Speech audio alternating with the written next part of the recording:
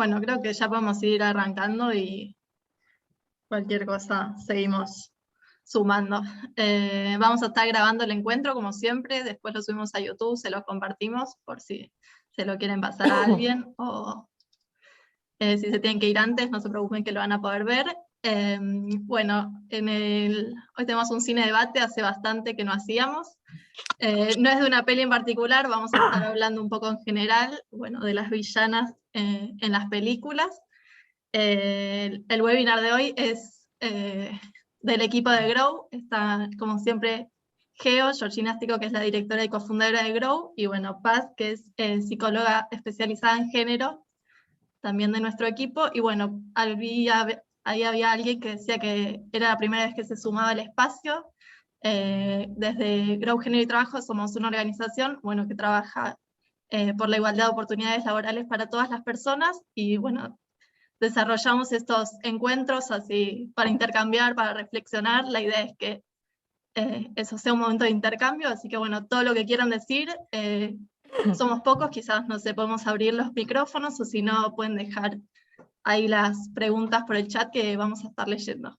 Bueno, ahora comparto la pantalla y ya arrancamos cuando quieran.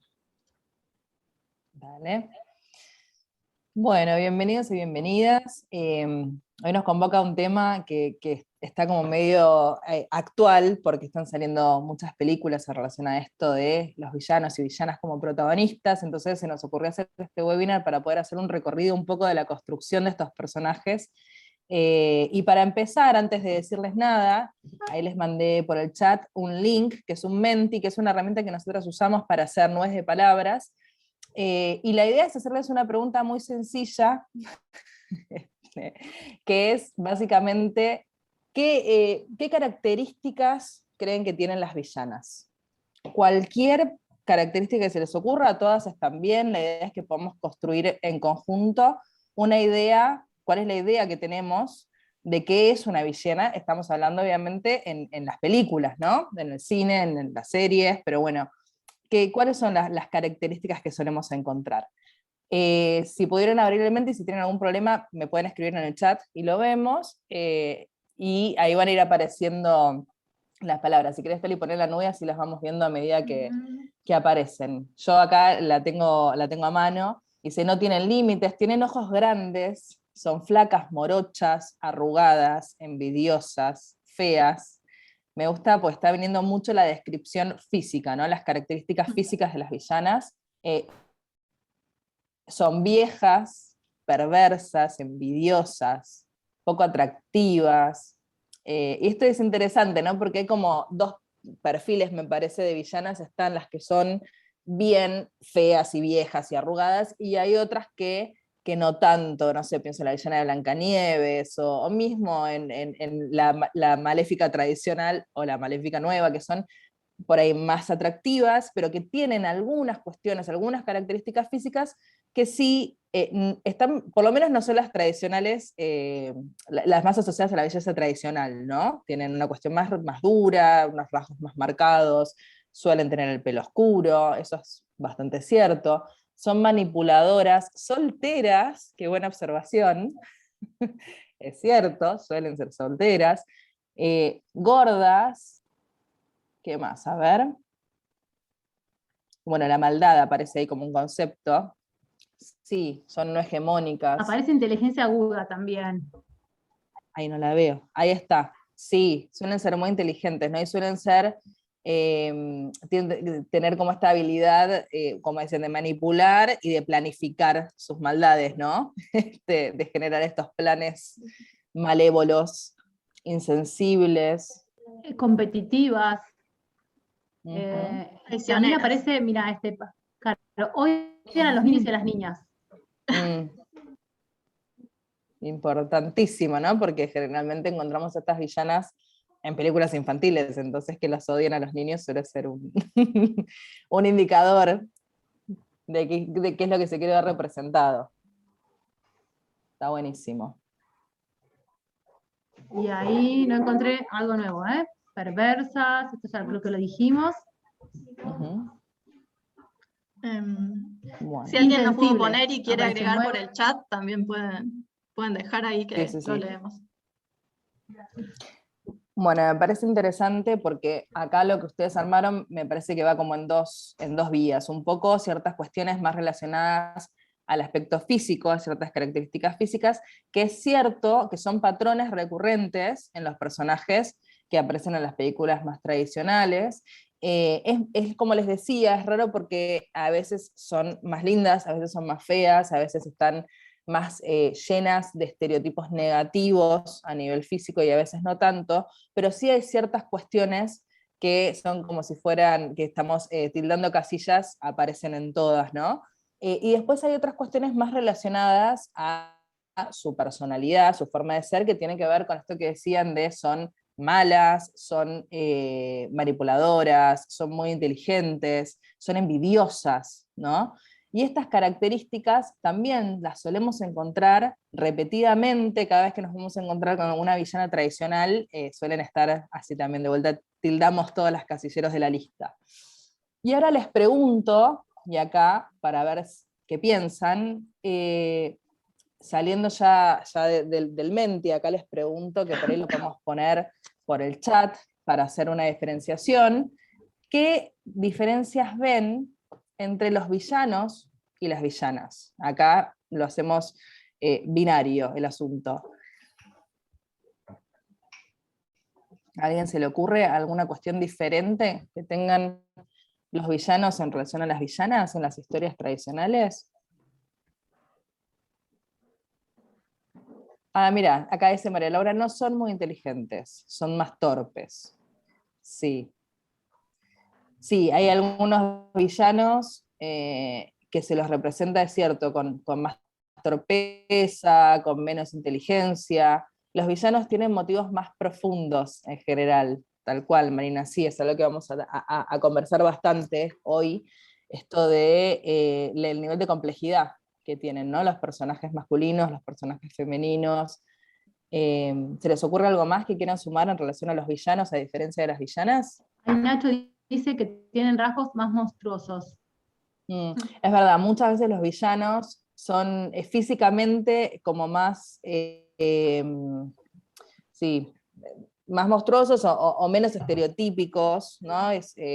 Están a veces hasta en el límite de la humanización del personaje, están como ahí con rasgos más animales o con rasgos más monstruosos. Acá Sofía dice que tienen una justificación más válida para ser villanos. Y también son más simpáticos. Esto está buenísimo, porque miren cómo van saliendo ciertas cosas, ¿no? En relación a la personalidad, por un lado, parecen ser menos inteligentes, menos manipuladores, con esta Eduardo sí se quejó. pero por otro lado, aparece esta cuestión de que son más simpáticos, son más encantadores. Esta es una palabra que yo me la acuerdo mucho, que me decían a mí en mi infancia. Miren lo que les voy a decir, acá tiro la carta de la edad, pero no sé si se acuerdan de Skeletor, que era el villano de He-Man, que era como una calavera, y cumple un poco con todos estos rasgos que están diciendo. Era un monstruo, no era un humano, era bastante torpe, pero era súper simpático, era el que siempre hacía los chistes, y justamente era como la parte cómica de la serie, donde todos los demás eran los buenos y no eran graciosos, ¿no? El gracioso era el malo. Acá Marina dice que generan empatía, las villanas son malditas porque son mujeres básicamente y el mundo odia a las mujeres. Está buenísimo, ahora lo vamos a ir desmenuzando. Esperen que se me fue. Dice, las villanas están asesoradas de algo varón. Los varones tienen sirvientes.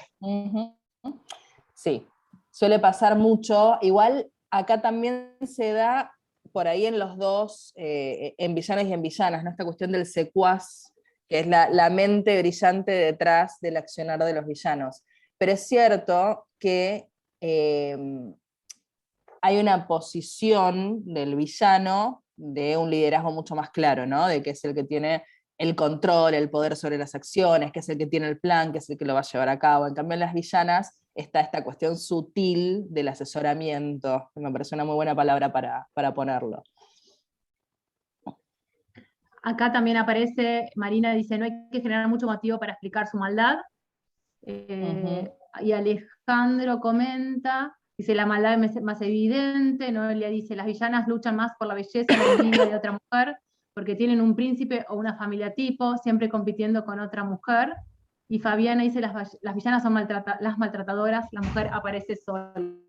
Creo que un poco... Sí. Resume un poco todo lo que teníamos en mente para traer y para ir comenzando hoy. El hombre tiene banda o equipo, cierto, ¿no? Las villanas tienen esta cosa por ahí de algún secuaz, que es, y que tiene más esta lógica, ¿no? De ser, por un lado, sirviente, alguien que le paga, entre comillas, y por otro lado, ser como la mente maestra detrás de las acciones. En cambio, el varón, en general, el villano varón, tiene como esta cuestión más del séquito, de seguidores, ¿no? De personas que están de acuerdo con su accionar y que van detrás peleando por creer que su causa es justa, válida o lo que sea. Pero es cierto que la mujer como villana suele estar mucho más sola en su cruzada, su malísima cruzada. En Bueno, que si querés, sí. mientras Tari pasa a la siguiente slide, así vemos villanas y villanos al mismo tiempo, como hacer un resumen de todo esto que fue apareciendo, ¿no? Porque creo que iba por acá la pregunta. Es decir, una tenía que ver justamente con esto de qué es lo que persiguen las villanas y qué es lo que persiguen los villanos, ¿no?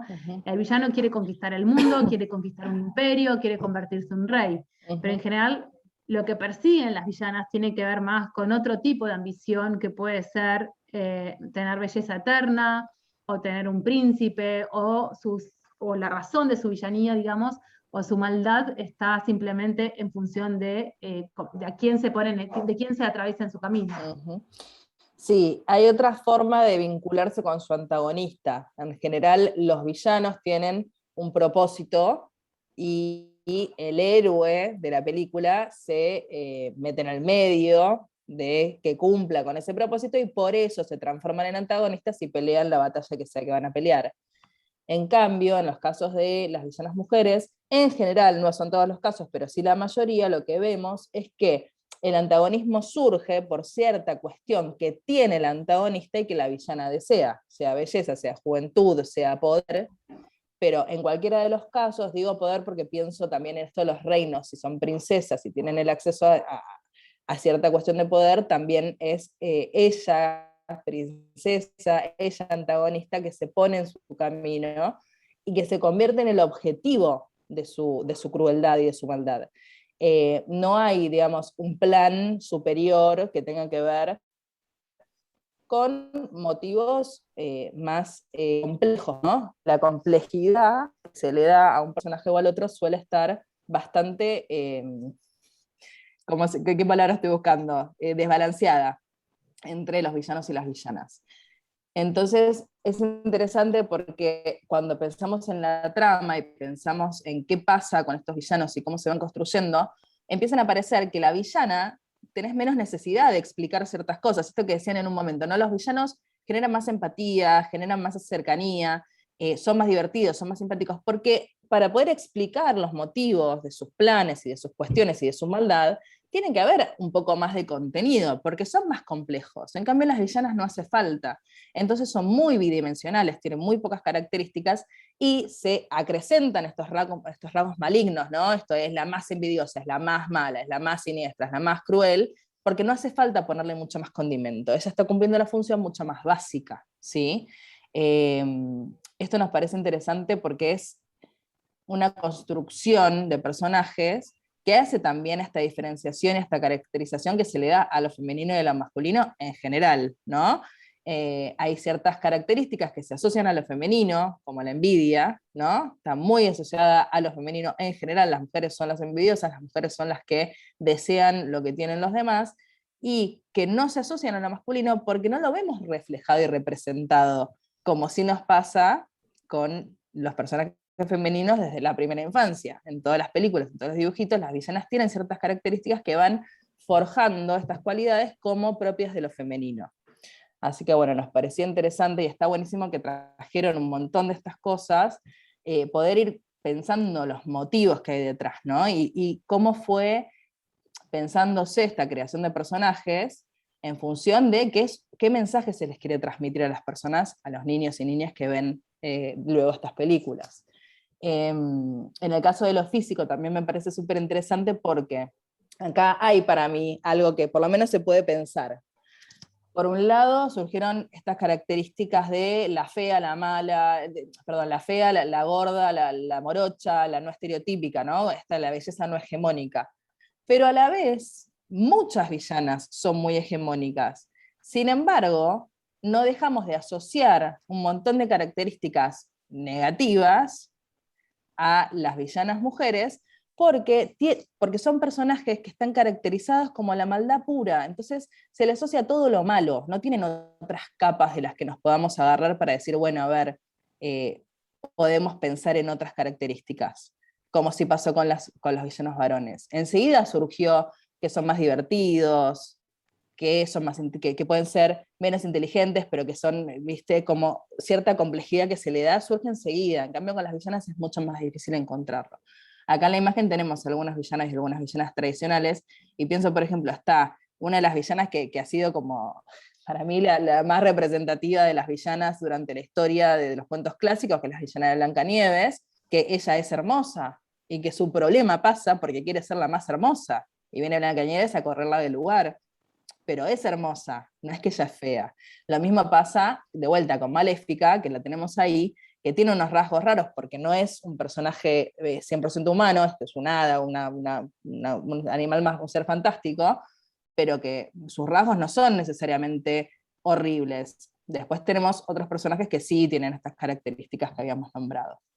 Ahí, Paz, también me parece interesante como para reflexionar, ¿no? ¿Qué pasa con aquellas características que de alguna manera también quieren o no constituir lo negativo dentro de la feminidad, ¿no? En el sentido de la vanidad, quizás. ¿Sí? ¿Qué peso tiene? Es decir, por un lado está lo simple de estos personajes, digamos, esas búsquedas que tienen, esos deseos que no tienen que ver con conquistar un mundo, sino a veces mantener una belleza, porque es lo único que pueden hacer, ¿no?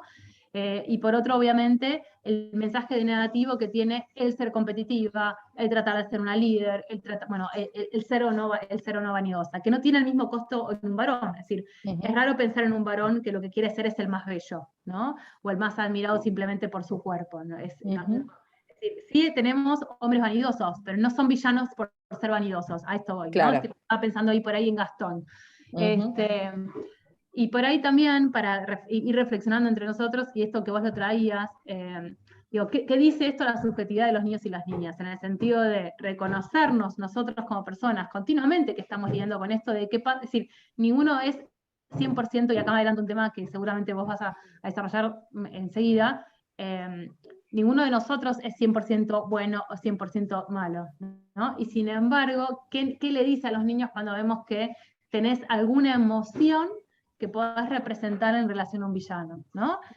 ¿Qué nos dice a nosotros? ¿Qué les invita a los niños también a unir estas personalidades? Sí. Ahí, Tali, si querés pasar, creo que a la siguiente slide.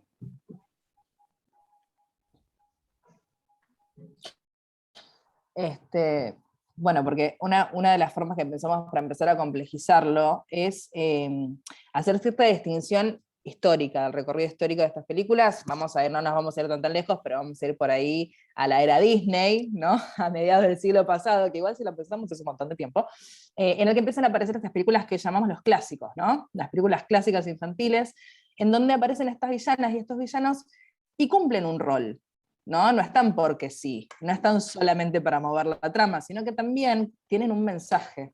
Y es un poco lo que decía George en relación a la construcción de la subjetividad. Los villanos y las villanas encarnan todo lo malo, toda la maldad está puesta ahí, y el sentido, ¿no? de esta división y toda la bondad está puesta en sus antagonistas. Y el sentido de esta división tiene que ver con demostrar cómo es la maldad, cómo se ve la maldad, y poder dar ese mensaje, ¿no? De todo lo que tenga que ver con esto es malo.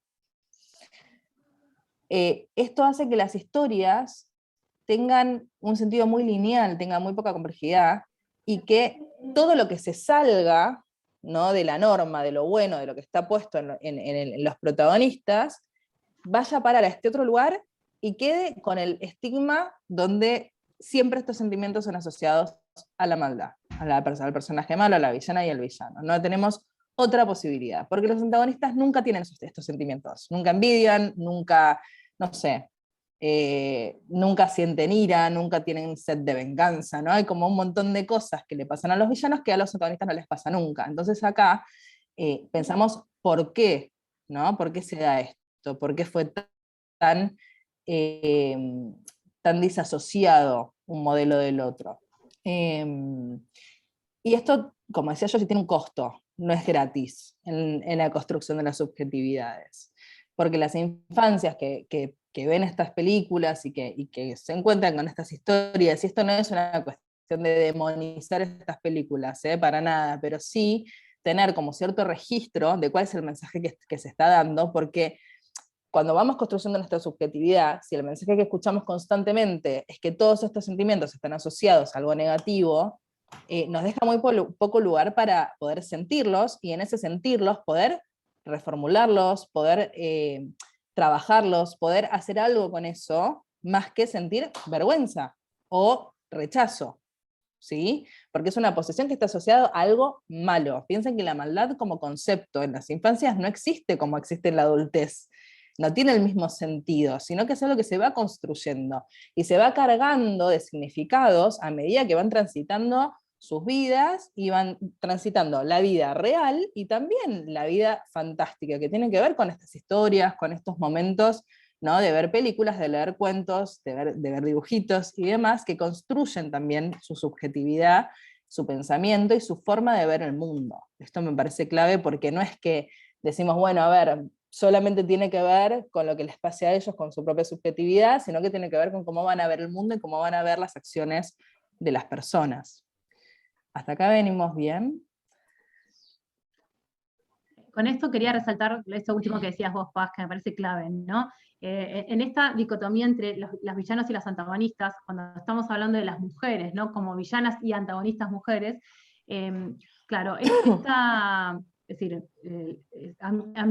digamos, dicotomía que hay en relación a las emociones, en relación al ser, ¿no? O sos buena o sos mala y no existe nada en el medio, no hay posibilidad justamente para tener otro tipo de profundidad o para experimentar otro tipo de emociones, que en general en los varones esto no se da, ¿no? Los antagonistas príncipes o los antagonistas de los villanos en general tienen otras también complejidades y no son 100% tampoco etéreos, por decirlo de alguna manera. Acá dicen es que son historias moralizantes, construyen la identidad según lo bueno y en oposición a lo malo, no hay posibilidad de la duda. Exacto. Esto es lo que les decíamos recién. Cuando empezamos a pensar estos discursos y a ver qué mensaje se está reproduciendo, ¿no? En este tipo de historias, lo que vemos es que todo lo malo se asocia a este personaje villano-villana. Entonces, todo lo que tenga que ver con ese personaje es necesariamente malo, como decía recién Alejandro, no cabe duda. Y eso, después cuando se traduce a la vida de las infancias, aparece como una pregunta. Dice, bueno, a ver, yo estoy sintiendo esto, ¿entonces soy malo? ¿Soy mala? ¿No? Y esta pregunta aparece, existe. Y como decíamos, construye subjetividad. Y ahora vamos a ver, un poquito más adelante, vamos a ver qué pasa con esa construcción de la subjetividad en las infancias cuando aparece este mensaje negativo constantemente. Lo vamos a poner en un ejemplo, pero no voy a spoilear, así.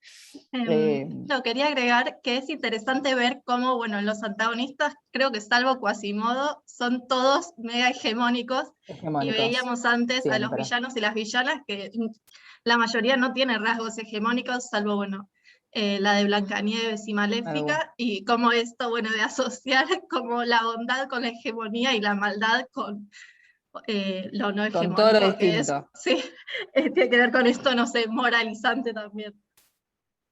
Sí, y también tiene que ver con esto del ordenamiento de las representaciones sociales, ¿no? Nosotros decimos, bueno, a ver, todo lo bueno asociado a sentimientos y a acciones, se lo vamos a dar al personaje heroico, ¿no? A nuestros héroes de la historia, y todo lo malo se lo vamos a dar a los villanos.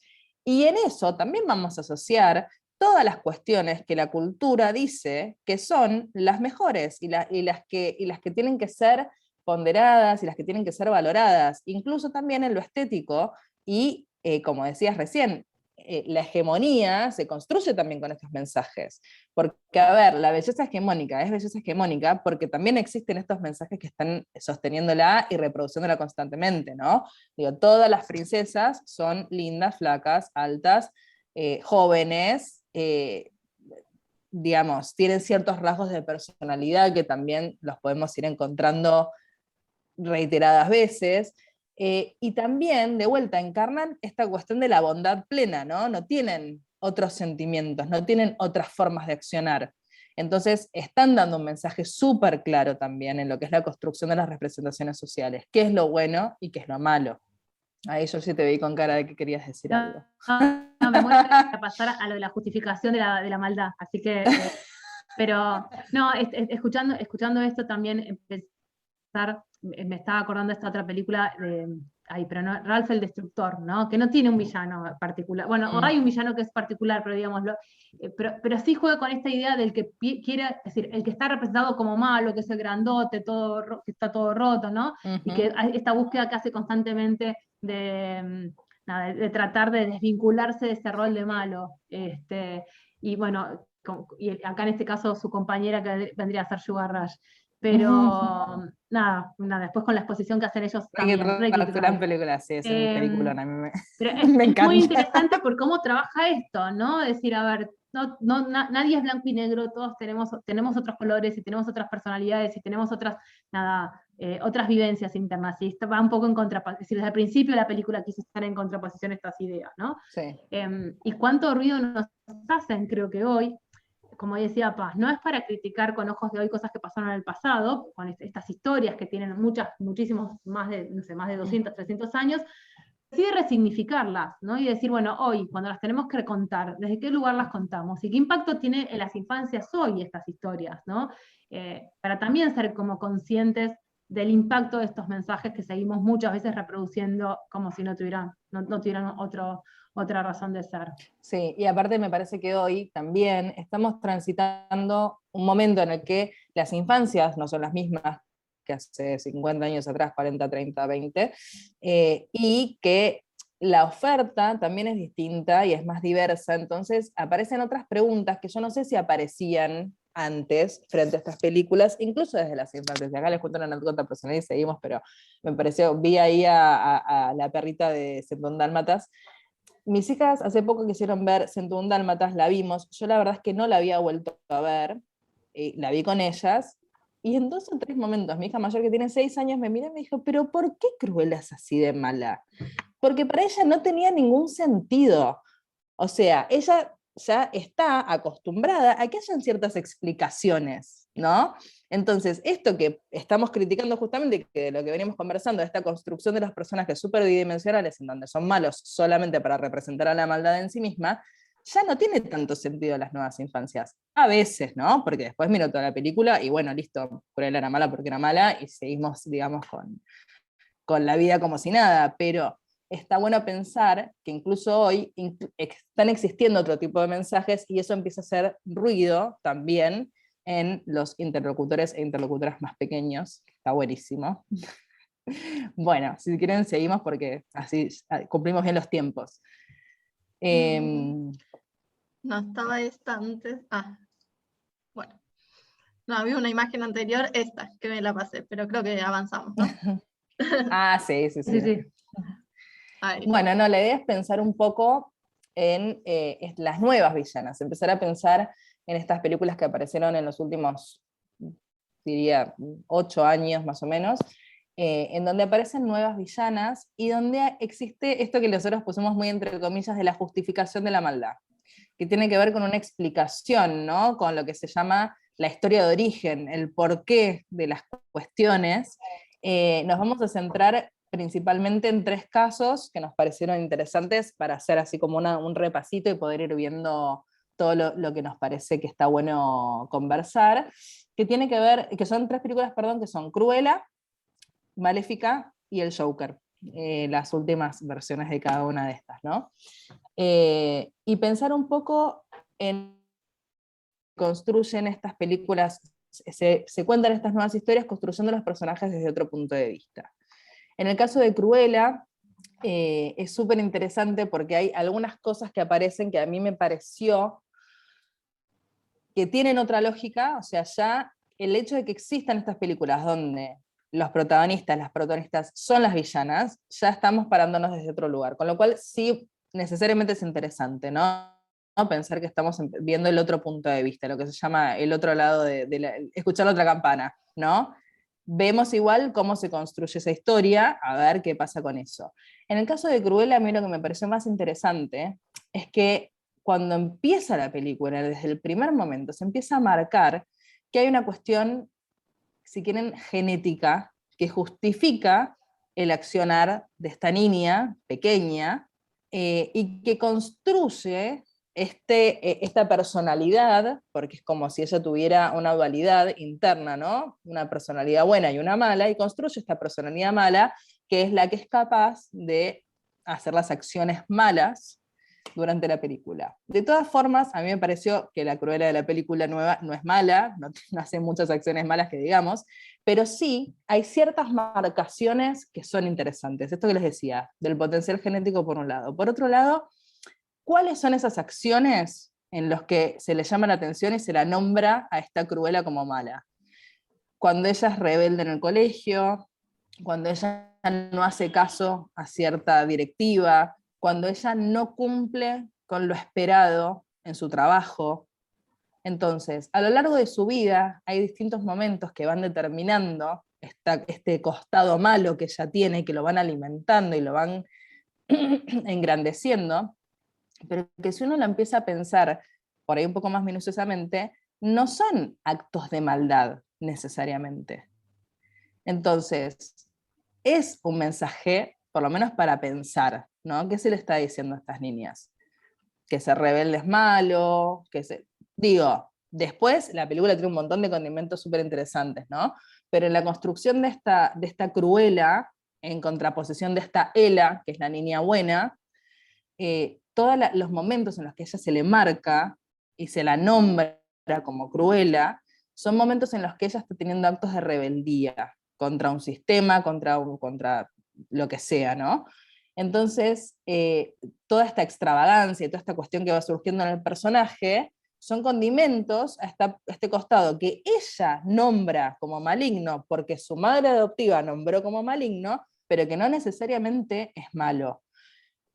Y para mí el ciclo se completa cuando ella descubre su genética y le hace sentido todos estos hitos de su vida en los que la nombraron como Cruella. Y entonces ella, si tiene esta madre, necesariamente ella también es mala.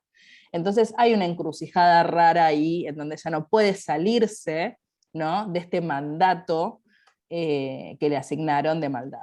Digo, más allá de contarles... Ahí sí. me gustaría sumar también, a ver, más allá de que creo que la primera vez que la vimos a la película a todos nos gustó mucho y después cuando la empezamos a analizar más y más empezamos a encontrar, como dice Paz, estas grietas que nos parece interesante como traerles, ¿no? De nombrar a la rebeldía como maldad, de pensar en la genética como maldad, y donde finalmente la antagonista de Cruella es otra villana tradicional.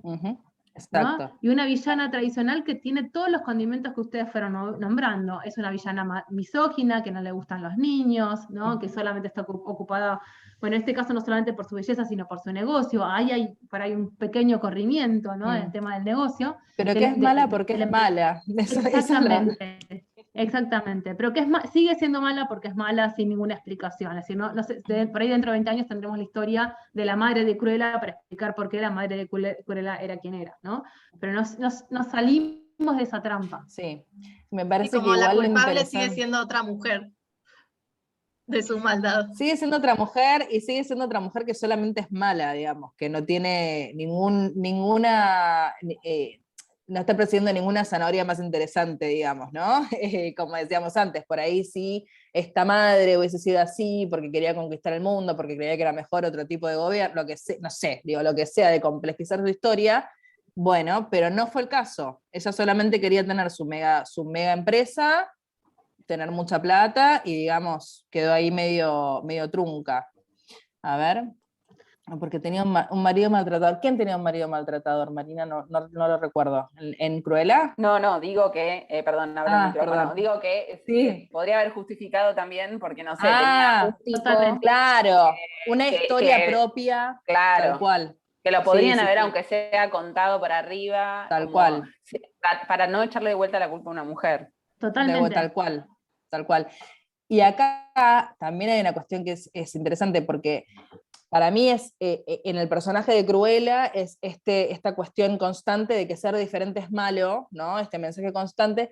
Y en el caso de esta madre también hay un estereotipo, si querés, donde ella, por no cumplir con todos los mandatos femeninos clásicos, también está puesta en este lugar de maldad. Ella no quería ser madre, ella solamente quería ser jefa, digamos, quería ocupar un lugar tradicionalmente masculino. Entonces todas estas cosas también construyen un personaje que es malo en sí mismo, pero que si lo caracterizamos, lo desmenuzamos un poco, pareciera que lo que la hace tan mala es alejarse de la feminidad más clásica. Y está esta madre adoptiva también en contraposición, ¿no? Que de hecho cuando le dicen por qué se la diste a esta persona, que no recuerdo el nombre, a esta madre, dice porque era la más dulce, la más buena que yo vi en mi vida. Entonces se vuelve a poner, a posicionar a lo femenino con esta dicotomía de cómo se es una buena mujer, cómo se es una mala mujer, la que es buena es solamente buena, la que es mala es solamente mala, y en el medio queda Cruella con esta personalidad partida y esta construcción de su identidad sumamente compleja, en donde por un designio externo constante, ella se adjudica a sí misma la maldad intrínseca, ¿no? Dice, bueno, yo soy mala, soy un ser malo. Eso. Para pensarlo. ¿Querés pasar a la siguiente? Em, Bueno, y otra historia, esta me parece que a mí por lo menos me hizo más sentido el hilo de la historia. Me parece que cuenta como el otro lado, y es algo que yo cuando la vi dije, claro, uno cuando ve La Bella Durmiente del 47, creo que es, ahora 59, perdón, no, 47 es Blancanieves, no se pregunta por qué este personaje irrumpe a la fiesta y tira la maldición. Es como que ella llega ofendida porque no la invitaron y maldice al bebé y se va y decís, bueno, a ver, ¿por qué tanto, no? En cambio acá por lo menos hay una historia y hay un motivo detrás de esto, y el personaje de Maléfica sí, es muchísimo más complejo en sí mismo, tiene una construcción subjetiva mucho más compleja, es mucho más interesante la historia de cómo ella se relaciona con Aurora, de cómo te presentan al amor como un amor mucho por fuera, digamos, del amor romántico. Ay, esperen que hay algo en el chat, lo quiero leer antes lo de leo seguir. yo, Paz, si querés. Ahora te Dale. termina vos, sí. Dale. No, esto, ¿no? Como una representación del amor bastante diferente, e incluso a mí lo que me pareció más maravilloso de la historia es que el amor que despierta a Aurora es el amor de Maléfica, no es el amor del príncipe. Entonces rompe con este mito de que el amor romántico es esta cosa que aparece y que, bueno, que ya en el instante se enamoran, se casan y son felices para siempre, como esta cuestión que no tiene ningún sentido y que es un mensaje súper dañino. Y la construcción de este personaje de Maléfica también va tomando mucha complejidad en sus emociones. Ella va pasando por distintos momentos durante la película y se posiciona diferente durante la película según las cuestiones que le van pasando en su vida. Entonces, esto también me parece que es interesante, porque Maléfica en esta película no es mala, nunca es mala. Ella lo que hace por momentos es actuar con maldad, potenciada por estas emociones que la invaden, pero ella no es mala, no es una villana, no tiene un objetivo de hacer daño, ¿no? De hacer sufrir, ese nunca su propósito, sino que a ella por momentos, y esto es importante porque es en algunos momentos y no es durante toda la historia, sus sentimientos negativos la hacen actuar de una forma por ahí que se lee como cruel, o no, cuando la hechiza a la bebé y estas cosas, pero en realidad no es que ella era un ser que tenía ganas de hacer daño y por eso va y lo hace, sino que había toda una cuestión detrás, una historia detrás que la motiva, y en el momento en el que ella comete este acto, se arrepiente, ¿no? Y de hecho todo el resto de la historia es ella tratando de resarcir el daño que hizo, porque no lo hizo con una intención de maldad. Esto me parece clave, porque es la diferencia entre la mala persona o el mal personaje y las malas acciones, ¿no? Que eso, sí. Acá también me parece interesante entender, estamos hablando de la genética, ¿no?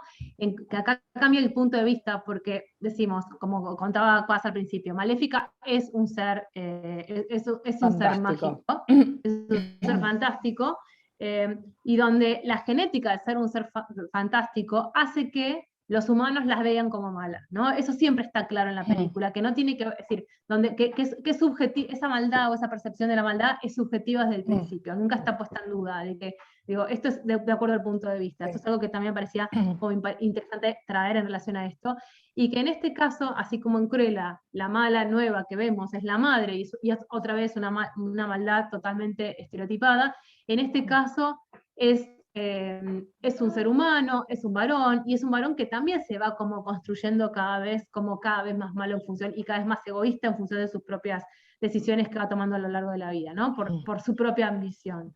Entonces también acá cambia, me parece, el antagonista.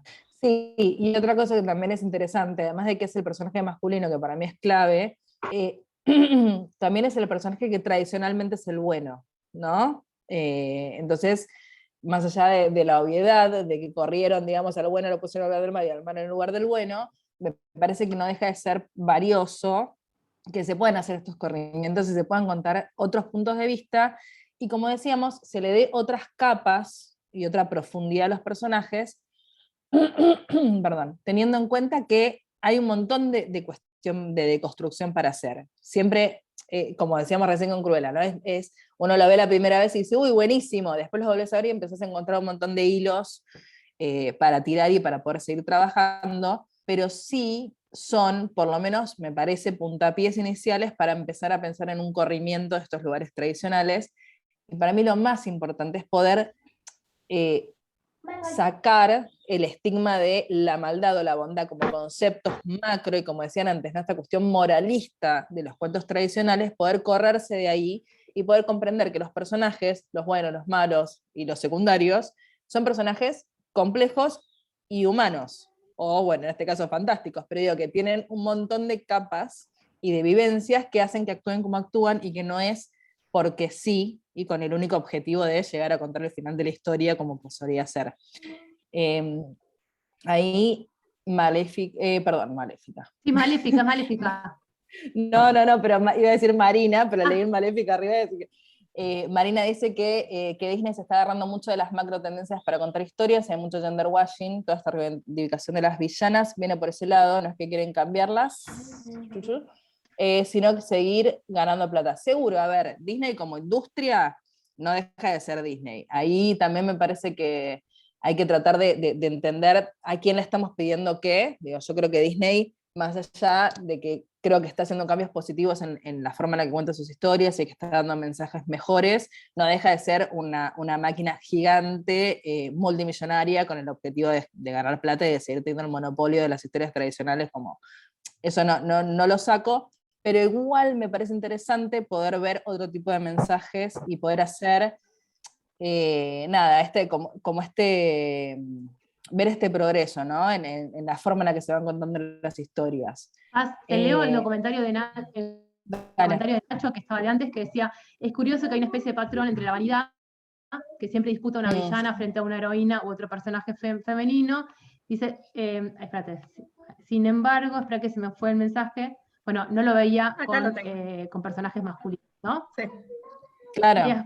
Y después está también Alejandro, que dice, Maléfica es víctima de su inestabilidad emocional.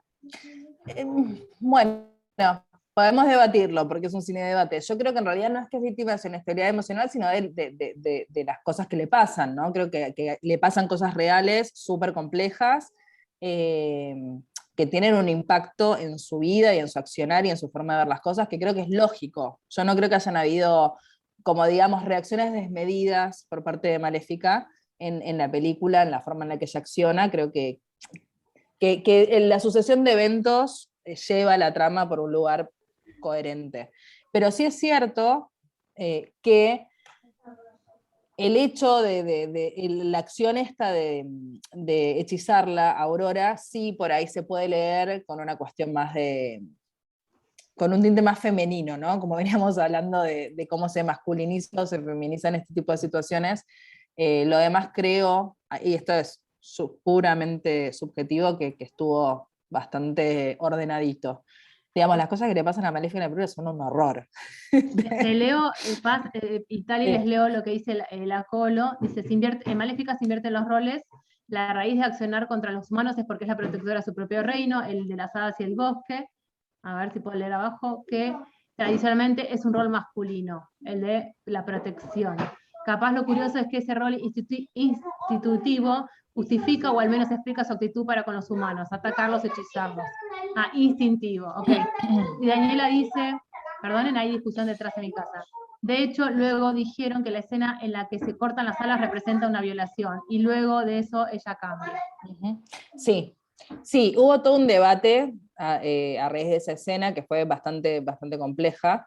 Y es cierto lo que decís, el tema de la protección del reino, pero recuerden que al principio, y el motivo también por el que ella empieza a atacar, es porque la mandan a cazar. O sea, digamos, ahí hay como hay un ataque y contraataque, ¿no? No es que ella de la nada empieza a atacar a los humanos, sino que hay como una representación, digamos, de una puja de poder entre los reinos. Y el tema de la escena del corte de las alas es complicado, y hubo todo un análisis posterior en relación a el impacto que eso tiene en ella, y de cómo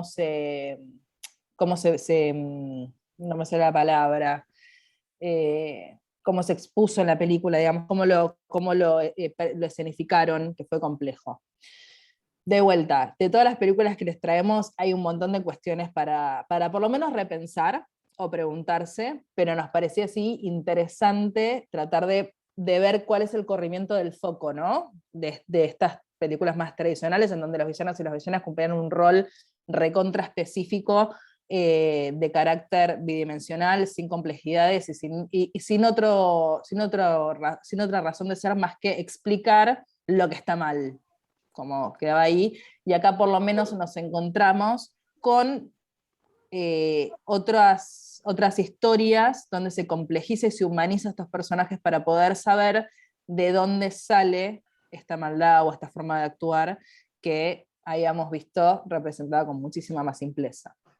Si querés, pasamos un minuto al Guasón. Dale. En realidad hoy es un día de hablar de villanas, pero nos pareció interesante hablar de... es decir, por lo menos poner un contraejemplo de algo que nos parece interesante, de que en este caso del Guasón, o por lo menos a nosotros lo hablemos así, cuando se explica también, porque en la película 2019 se explica también su historia detrás, por qué él es como es, él sí sigue siendo malo, ¿no? Está esto detrás donde, así como en las historias anteriores, hay toda una explicación que muestran que este personaje que pensamos que no, es decir, finalmente que era malo, pero no, es decir, como contaba Paz, son rebeldes, o en realidad tienen actitudes que hablan más de su propia protección, no es que actúan de maldad porque sí. En el caso del varón esto no es así, ¿no? Es decir, se explica su historia, pero se convierte, asumes el rol de villano completo otra vez. Entonces, volvemos a esta pregunta de por qué, para tratarla entre nosotros, ¿no? ¿Está más habilitado todavía en lo masculino que el varón sea varón? Y que el varón sea malvado, y no está habilitado en las mujeres, o queremos deconstruir esto, ¿no? Como dejarlo ahí como pregunta. Sí.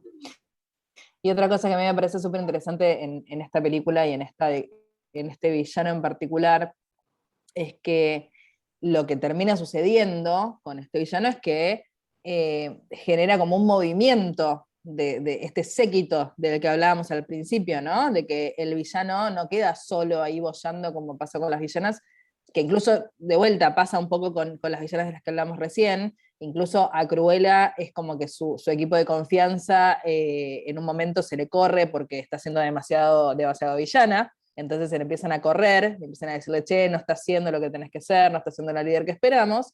En cambio, en el caso del Joker, sin ni siquiera tener una intención, termina teniendo todo un séquito detrás que lo idolatra y que no es que justifica su accionar, pero que sí lo toma como una cuestión idealizada, ¿no? Y también, otra cosa que me parece importante e interesante en relación al Joker es que durante toda la primera, o sea, durante casi toda la película, una de las cosas que nosotros vemos es que este personaje, mucho de su sufrimiento y de su padecimiento, va en relación a cuestiones de la masculinidad, ¿no? De no ser el hombre que se espera, de no tener las cualidades masculinas clásicas. Entonces, ahí dicen, claro, es una consecuencia del abandono por salud mental. Sí, 100%.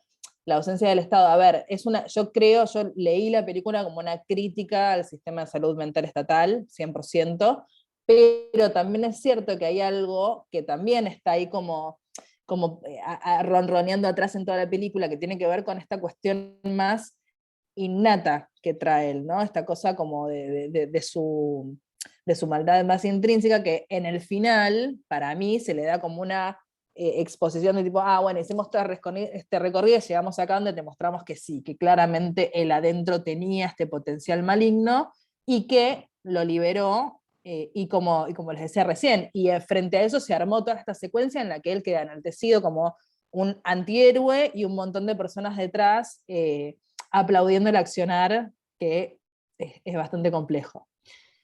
Sin dudas no cumple con el rol hegemónico de varón porque es pobre y padece mentalmente. Totalmente, y hay un montón de cuestiones, hay muchos momentos de la película en los que se hace como súper explícito, ¿no? De esta cuestión de él con la masculinidad y de cómo lucha, no solamente con sus problemáticas de salud mental, sino también con los estereotipos y las representaciones sociales que lo atraviesan, donde él no se halla en la posición de varón tradicional, cuando está con los compañeros estos de trabajo, viste, muchos momentos súper incómodos. Bueno, la película tiene, a mi modo de ver, la actuación magistral de Joaquín Phoenix, donde te pone muy, muy incómoda verlo, pero decís realmente su padecimiento es, bueno, de vuelta, tiene distintas capas, y una de las capas me parece que tiene que ver con la masculinidad.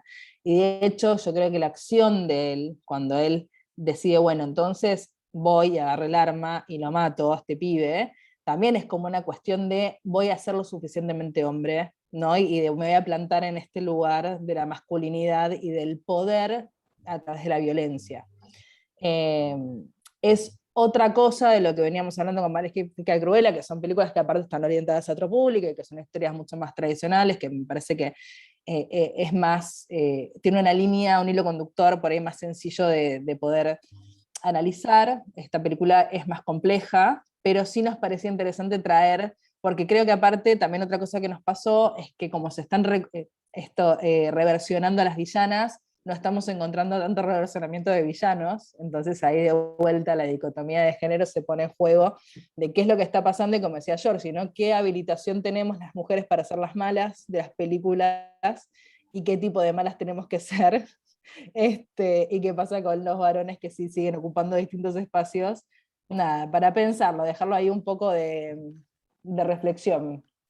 Te leo el mensaje de Nacho Itali, dice, es un antihéroe por antonomasia, la violencia pareciera estar legitimada cuando se lleva a cabo por un varón, pero resulta más chocante ver el desequilibrio mental en una villana. Puede ser, tomo algo que dijo Talia al principio, ¿no? Como reflexión en este caso, de todo lo que se pone en el otro, ¿no? Es decir, y todo lo no hegemónico que está en un otro que es un villano. En este caso, por ejemplo, es la salud mental, tiene que ver sus orígenes. En el otro caso, bueno, de las villanas que nos quedan, más allá de estas reversionadas, también tiene que ver con la vanidad, con la envidia, con la misoginia, ¿no? Con el no querer tener hijos, es decir, cómo se van construyendo estas nuevas villanas, pero desde el mismo lugar que estaban antes, es decir, no creo que hay nuevas villanas, las villanas siguen teniendo las mismas características, lo que estamos haciendo es reversionando determinados, en algunos casos por lo menos, ¿no? Determinadas historias. Sí, y algo que me parece interesante también en relación a la diferencia entre el Joker y las otras películas que conversamos recién es que, y esto también es algo que es súper complejo, y me parece que es por ahí para un debate específico, pero el tema de la salud mental en el Joker también fue un tema súper controversial de cómo se abordó la problemática de salud mental en esta película, porque hubieron muchas cuestiones de, bueno, entonces la gente mala es porque está enferma mentalmente, y entonces la enfermedad mental es mala, digamos, hay un montón de asociaciones alrededor de eso que son súper complejas, y que en el caso de la película, digamos, hay distintas posiciones, distintas lecturas. Yo la verdad es que como profesional de la salud todavía estoy definiendo un poco la posición en relación a eso, pero creo que la justificación, o la, no justificación, pero sí el final de esta toma de violencia por parte de él como consecuencia del abandono del sistema de salud mental, es un mensaje complejo para también trabajar. Totalmente. Eso, lo hago ahí como paréntesis, porque en realidad no viene a lo que veníamos conversando, pero me parecía interesante decirlo, y más porque ahí Nacho justo creo que dijo algo sobre la salud mental y la violencia en esta asociación. Totalmente, que es, como dicen, bastante peligrosa. Tali, si querés pasar a la siguiente slide, que ya vamos cerrando para como respetar el tiempo de nuestros webinars, que un poco como resumen de todo lo que estuvimos diciendo, ¿no? Pero veíamos que esta construcción de esta nueva subjetividad y esta explicación que se da, esta justificación que se da de una maldad, por un lado tiene que ver a agentes externos, ¿no? Es decir, sí se pone en juego o no la genética, como en el caso de Cruella y de Maléfica, más que nada todavía en el caso de Maléfica creemos que eso queda clarísimo, como lo genético es subjetivo. Esto de que existen motivos y sentimientos detrás de ese accionar, y cómo no es que son personas malas, sino que actúan mal. Que esto en el caso del Joker quizás no es tan así, ¿no? Es como esta asociación que se hace y que se la relaciona otra vez, es decir, digo otra vez porque se le busca otra justificación, ¿no? Entonces nos da como otra puerta para hablar como si fuera el desequilibrio mental, la razón para tener que ser de determinada manera o actuar de determinada manera, ¿no? Como si todo el sistema que está alrededor, que no es producto de ese desequilibrio mental, entonces ¿cómo se justifica esa maldad o ese abandono, ¿no? o ese actuar mal? Y ahí, si queremos, pasamos a la siguiente, y ya con esto vamos como cerrando el espacio y también escuchándolos a ustedes a ver qué quieran decir. Nos parece ahí como clave entender que, es decir, nos parece importantísimo que se empiezan a humanizar estos personajes, que se empiecen a complejizar estos personajes, pensando también no sé, las grandes posibilidades que dan a todos los niños y las niñas y los adolescentes que están mirando estas películas también, ¿no? En darles otras oportunidades de ser y de identificarse, sí. ¿No? Que nos parecen mucho más sanos porque son también más complejos, que nos da también a nosotros como adultos y como personas adultas herramientas para también lidiar con estas emociones. Y también, digamos, otro mensaje que nos parece claro es, bueno, que aparezcan estas historias también está diciendo que no hay un solo punto de vista, ¿no? Que eso también se aplaude, es decir, toda historia tiene distintos puntos de vista, hay que ver. Hay un detalle que discutíamos con Paz y con Tali cuando estábamos armando este webinar, el final de la película de Cruella, que está, bueno, esta persona que odia tanto a Cruella, ¿no? Porque en realidad era el contador que había quedado sin trabajo, es decir, se explica hasta por qué él la odia a Cruella, ¿no? Y cómo inventa una historia para poder justificar él ese odio, y que es un detallecito los últimos 5 minutos que daría en el inicio de la Cruella que conocemos, ¿no? A esos rumores que la ponen a ella en un determinado lugar. Sí, sí. Y bueno, así a modo de cierre, esto que decía Georgie, me parece que las dos cosas que nos llevamos como positivas en este proceso por ahí de pensar desde otro lugar estas historias, es las posibilidades que se le dan a las infancias de ver cosas distintas, con matices, con distintos puntos de vista, y esto que decimos de las identificaciones, ¿no? De que puedan construir diferentes formas de ver lo bueno y lo malo, y entender que cuando actúan de una forma que está catalogada o representada generalmente como mala, no necesariamente implica que sean malos, y eso para mí ya es un montón. Así que bueno, con esta reflexión final, sí, me parece que estamos, yo por los tiempos. No sé si alguien tiene alguna pregunta, quiere hacer algún comentario.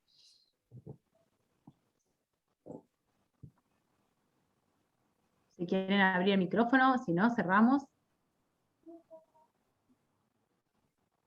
¿No?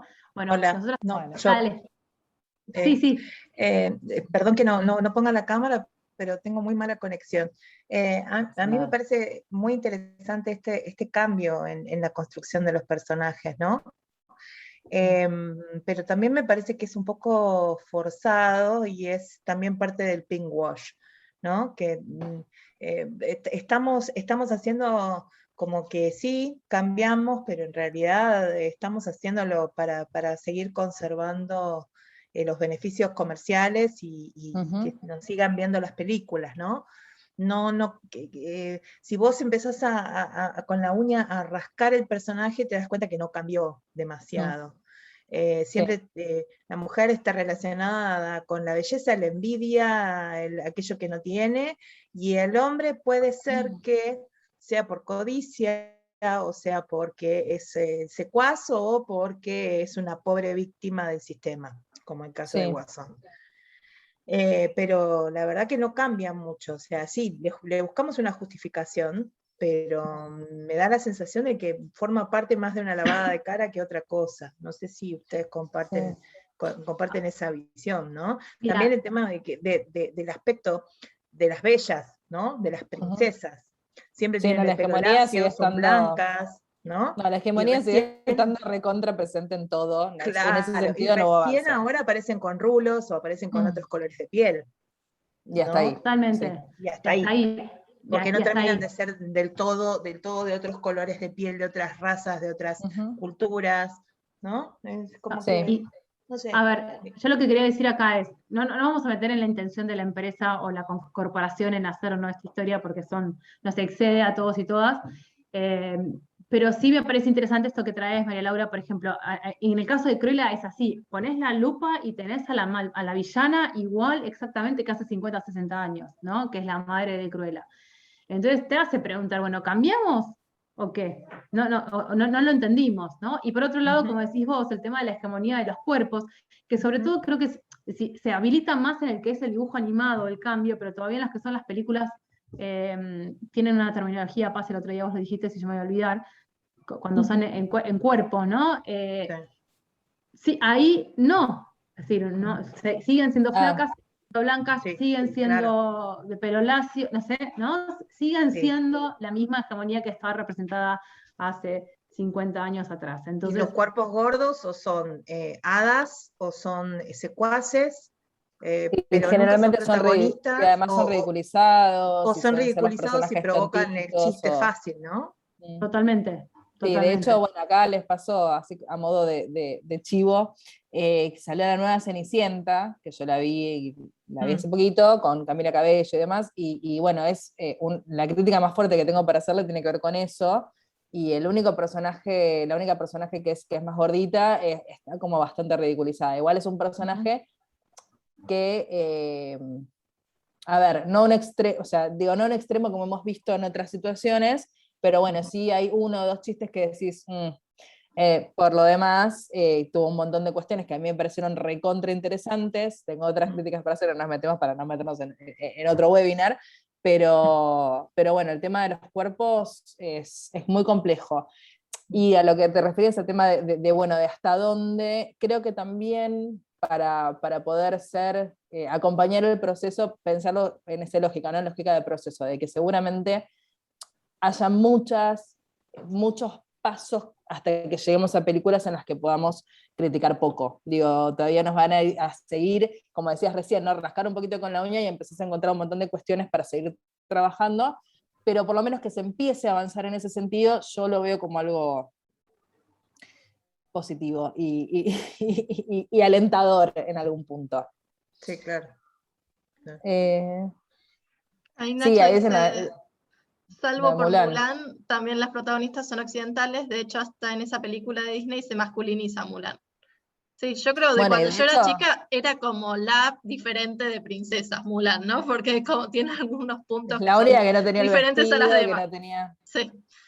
Sí, de hecho, bueno, yo me acuerdo cuando yo era chica que la Bella de La Bella y la Bestia era vista como la princesa rebelde, y hoy, a los años luz, digo, ¿no? Que con qué poco nos conformábamos, porque digo, si Bella, que la rebeldía era que leía libros, ¿no? Porque, digamos, más que eso es tremendo. Pero bueno, a hoy, viéndolo en perspectiva, decimos, Ay, sí, la primera de Espina fue Valiente. Valiente es hermosa, la amo. No tengo ninguna crítica para hacer La Valiente, la mejor película de Pixar, pero no es de Disney, así que.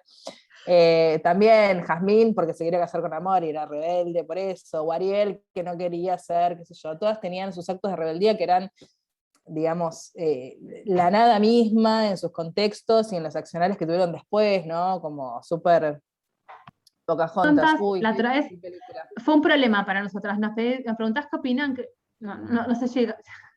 ¿Vos De querés Pocahontas. Ay, es difícil, es muy difícil contestarte esa pregunta. Georgie, por favor.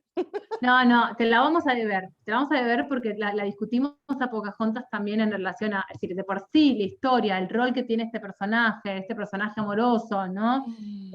Nada, en el medio de la conquista, nos parece muy complejo. La mirada, digamos, de la historia más allá de ella como personaje, me parece que es re compleja, y yo no sé si, digamos, no sé si la reversionaría Pocahontas, como para asomar ahí mi posición. Esperemos que no, como también hay que tener en cuenta el público destinatario, la complejidad de los personajes va a estar condicionada por eso. Sí, totalmente. El tema acá siempre está, digo esto y yo por lo menos tengo que dejar porque mi casa explota de mis niños, si no, ya tuve que parar un juego extraño que están por hacer. Pero tiene que ver con, es decir, que es necesario estas complejidades y sería interesante que las empresas que toman es decir, que hacen estas películas, ¿no? Y que están, es decir, tengan conciencia del impacto social que tienen. Claro. Que creo que eso es lo que nos está faltando, ¿no? Digo, vos estás poniendo una película en mainstream, donde va a aparecer en el cine, va a pasar, donde los chicos la van a ver 10, 15 veces, hoy más que nunca la van a ver cualquier chicos y chicas. Digo, ¿son conscientes de los mensajes que están dando? ¿Se hacen responsables de los mensajes que están dando y que siguen replicando continuamente? Bueno, a eso va, ¿no? Ahí dice Elida, o lo saben perfecamente y no les interesa para nada romper con eso. Puede ser que no les interese romper con eso, puede ser, pero bueno, ahí también tenemos como esta cuestión en relación a la defensoría de los públicos y los contenidos. Es decir, ¿qué tipo de contenidos estamos haciendo? Nuestro país, en Argentina en particular, no sé cómo es en el caso de México, de Colombia o de Venezuela, que hay acá representantes, pero en Argentina por lo menos el tema de la libertad de expresión está muy instalado, entonces va a ser muy difícil poder parar determinadas legislaciones. En otros países como Inglaterra, como España, como Suecia, hay ciertos contenidos que para las infancias están prohibidos, ¿no? Sí. Y sobre todo también para las publicidades, donde está súper marcado qué es lo que no se puede decir, porque entendemos que no es bueno para los chicos y las chicas. No va a pasar, por lo menos en Argentina, no sé cómo será en el resto de Latinoamérica este tema, ¿no? Pero el tema de la libertad de expresión, por sobre todo, complejo. Es muy complejo. Sí. Bueno, nos despedimos con esto. Muchísimas gracias. Muchas gracias. Les vamos a pasar el link, Dali manda todo después el link y todo. Si tienen después, nosotros tenemos nuestra lista de cosas para los fines de debates que tenemos ganas de seguir, pero bueno, si alguien quiere proponer algo, está más que invitado a seguir proponiendo, ¿eh? Sí, y no se pierdan el viernes que viene, mañana o el otro, tenemos también otro webinar cultural que vamos a estar hablando de interseccionalidad en el teatro, así que les mandamos ahí también la inscripción para que se anoten. Muchas gracias. Adiós, gracias, nos vemos.